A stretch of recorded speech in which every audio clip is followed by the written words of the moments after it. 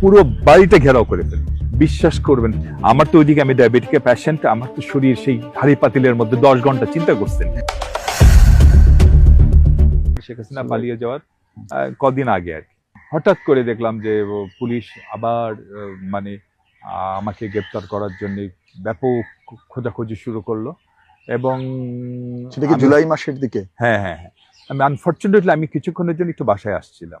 এটা কিভাবে জানে তারা জেনে গেছে। আমার সাথে যে ছেলেটি থাকে, ওই ছেলেটি ওখানে বসা, সেই ছেলেটিকে তারা অ্যারেস্ট করলো। অ্যারেস্ট করে তাকে, ও বোধহয় কোথাও যেন একটু বের হয়ে গেছিল, তাকে অ্যারেস্ট করে সরাসরি তাকে নিয়ে বাসায় ঢুকলো। আমি তখন সিসি ক্যামেরা আমার চারিদিকে, বাসার চারিদিকে আমরা লক্ষ্য করলাম যে ডিবি ঢুকে গেছে।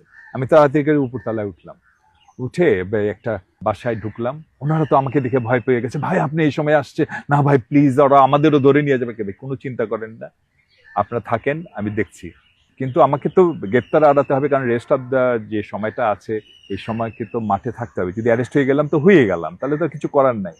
ওদের একটা ছোট একটা চেম্বার ছিল, ওটা কি বলে, ওটা ওনাদের বাথরুমের উপরে ছোট একটা, আমাদের ওখানে আছে, প্রত্যেক বাসাতেই আছে, এর ছোট একটা ঘর আছে। ওই ঘরের মধ্যে সাধারণত সব ওয়েস্টেজ গুলো থাকে আর কি, স্টোর রুম বলে, হাড়ি পাতিল,